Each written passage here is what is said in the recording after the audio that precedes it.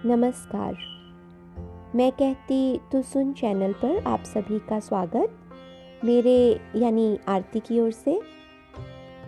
आज की कहानी है अभियुक्ता, जिसे लिखा है सुभद्रा कुमारी चौहान जी ने।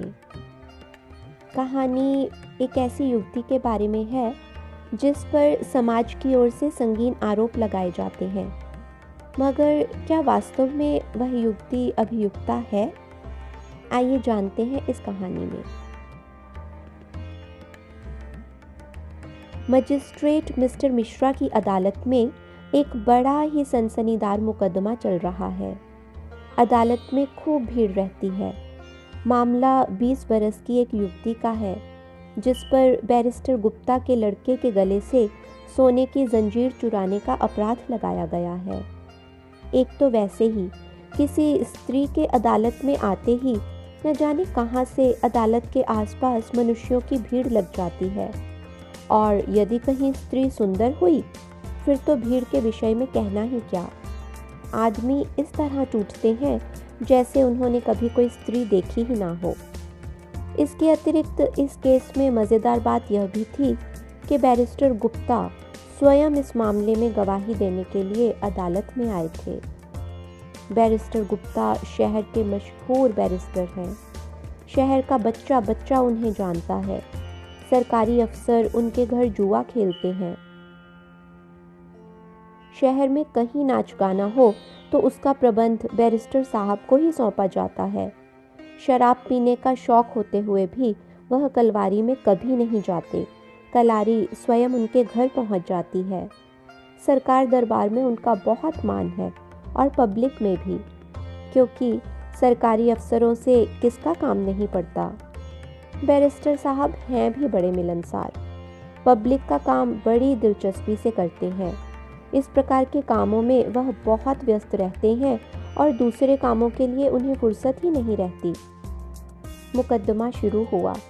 अभियुक्ता की ओर से कोई वकील न था। वह गरीब और असहाय थी। सरकार की ओर से 300 रुपये मासिक पाने वाले कोर्ट साहब पैरवी के लिए खड़े थे। बैरिस्टर गुप्ता ने अपने बयान में कहा, मैं अभियुक्ता को एक अरसे से जानता हूँ। ये शहर में भीख मांगा करती थी। करीब 1 महीना हुआ। एक दिन मैंने अपने मकान के पास कुछ गुंडों को इसे छेड़ते देखा। मुझे इस पर दया आई। उन गुंडों को भगाकर मैं इसे अपने घर ले आया, और जब मुझे मालूम हुआ कि इसका कोई भी नहीं है, तब खाने और कपड़े पर इसे अपने घर पर बच्चों को संभालने के लिए रख लिया। 15 दिन काम करने के बाद एक दिन रात को यह यकायक गायब हो गई। दूसरे दिन मैंने देखा कि बच्चे के गले की सोने की जंजीर भी नहीं है। तब मैंने पुलिस में इत्तिला दी। बाद में पुलिस ने इसे सोने की चेन सहित गिरफ्तार किया और मुझसे चेन की शिनाख्त करवाई। मैंने वैसे ही 5 चेनों में से अपनी चेन पहचान ली। अदालत की टेबल पर रखी हुई चेन को हाथ में लेकर बैरिस्टर गुप्ता ने कहा, ये चेन मेरी है, मैंने खुद इसे बनवाया था। बैरिस्टर गुप्ता का बयान खत्म हुआ। मजिस्ट्रेट ने गंभीर स्वर में अभियुक्ता की ओर देखकर पूछा, तुमको बैरिस्टर साहब से कुछ सवाल करना है? अभियुक्ता का चेहरा तमतमा उठा। वह तिरस्कार सूचक स्वर में बोली, जी नहीं, सवाल पूछना तो दूर की बात, मैं तो इनका मुंह भी नहीं देखना चाहती। अभियुक्ता की इस निर्भीकता से दर्शकों में आश्चर्य की लहर सी दौड़ गई। सबकी आंखें उसकी ओर फिर गईं। बैरिस्टर गुप्ता की ओर भी लोगों का ध्यान विशेष रूप से आकर्षित हुआ।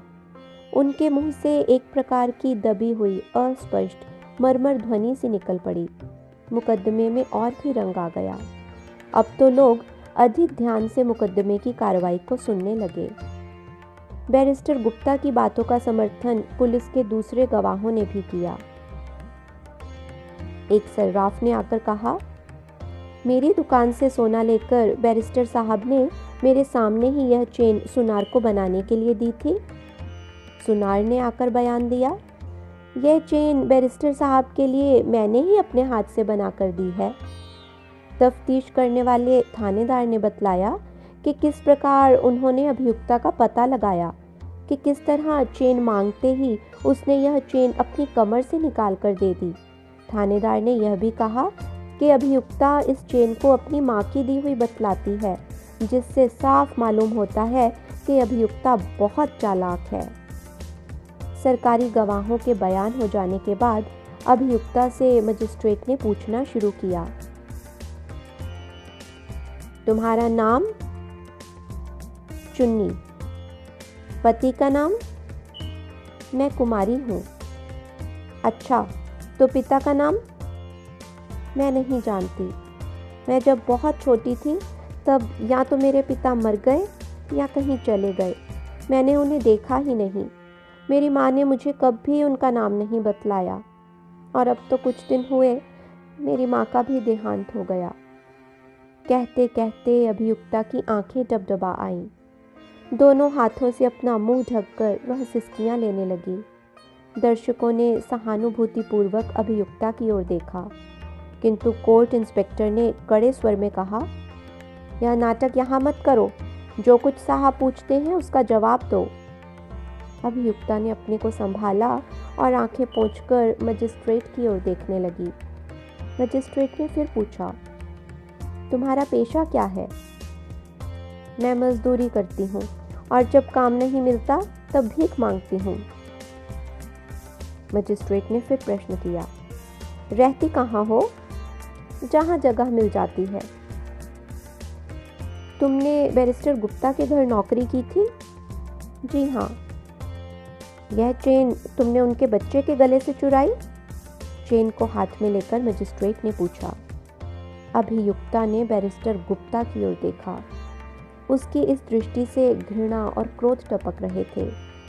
फिर उसने मजिस्ट्रेट की ओर देखकर दृढ़ता से कहा, मैंने जंजीर चुराई नहीं, यह मेरी ही है। यह सुनते ही बैरिस्टर गुप्ता के मुंह से व्यंग्यपूर्ण उपहास की हल्की हंसी निकल आई। इस व्यंग्य से अभियुक्ता का चेहरा क्षोभ से और भी लाल हो उठा। उसने विकसित क्रोध के स्वर में कहा, मैं फिर कहती हूँ कि यह जंजीर मेरी है। मेरी माँ ने मरते समय मुझे दी थी और कहा था, ये तेरे पिता की यादगार है, इसे संभाल के रखना। मजिस्ट्रेट ने पूछा, तुम बैरिस्टर साहब के घर से रात को भाग क्यों गई थी? कुछ क्षण के लिए अभियुक्ता चुप सी हो गई। आहत अपमान उसके चेहरे पर तड़प उठा। फिर कुछ सोचकर वह गंभीर स्वर में बोली, जी हाँ, मैं बैरिस्टर साहब के घर से भागी।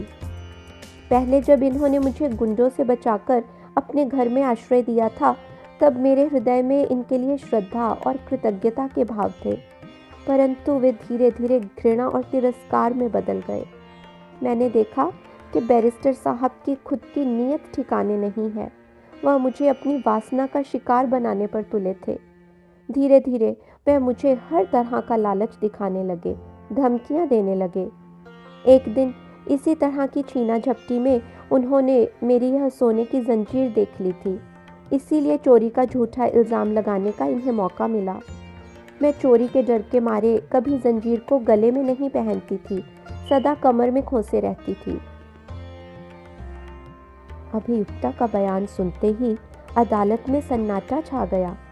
किसी को भी उसके बयान में किसी तरह की बनावट न महसूस हुई। बैरिस्टर साहब के प्रति घृणा और अभियुक्ता की ओर सहानुभूति के भावों से दर्शक समाज का हृदय ओतप्रोत हो गया। सभी दिल से चाहने लगे कि वह छूट जाए, परंतु कानूनी कठिनाइयों को सोचकर सब निराश हो गए। चेन उसकी होते हुए भी भला बेचारी इस बात का सबूत कहाँ से देगी कि चेन उसी की है। सफाई की पेशी का दिन आया। आज तो अदालत में दर्शकों की भीड़ के कारण तिल भर भी जगह खाली न थी। प्रत्येक चेहरे पर उत्सुकता छाई थी। कौन जाने क्या होता है, कहीं बेचारी की चेन भी छिने और जेल भी भेजी जाए। यह न्यायालय तो केवल न्याय के ढोंग के लिए ही होते हैं।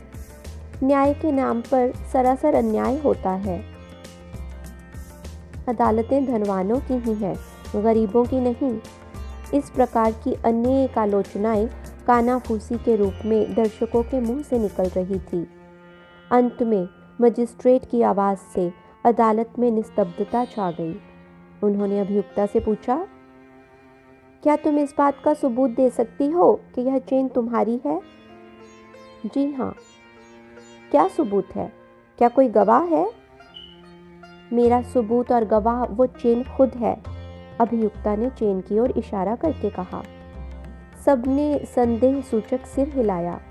कुछ ने सोचा, शायद यह लड़की पागल हो गई है। मजिस्ट्रेट ने पूछा, वह कैसे? अब उनकी दिलचस्पी और बढ़ गई थी। चेन मेरे हाथ में दीजिए, मैं आपको बतलाती हूँ।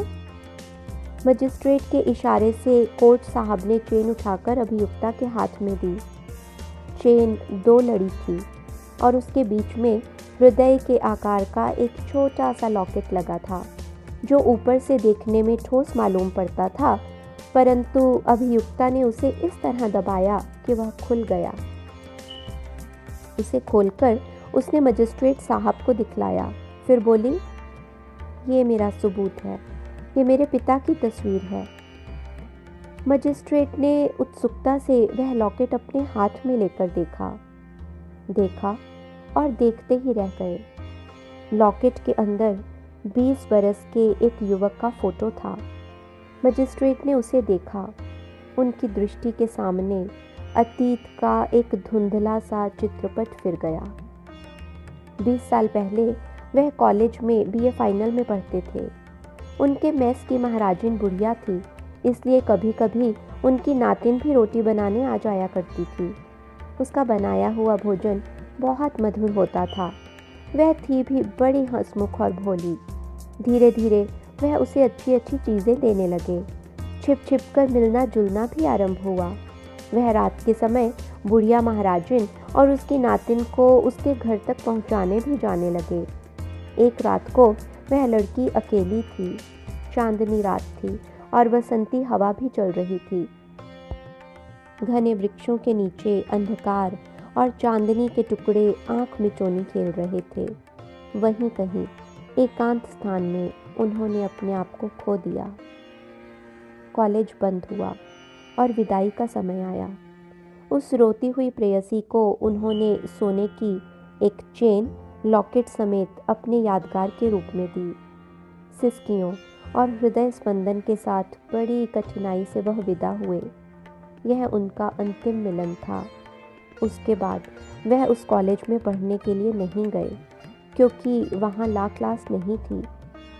धीरे धीरे वह उन सब बातों को स्वप्न की तरह भूल गए, किंतु आज इस लॉकेट ने उनके उस प्रणय के परिणाम को उनके सामने प्रत्यक्ष लाकर खड़ा कर दिया।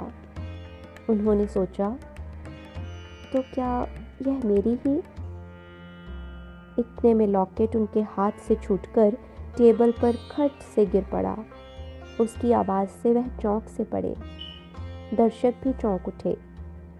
मजिस्ट्रेट ने सिर नीचा किए हुए ही कहा, अभियुक्ता निर्दोष है, उसे जाने दो।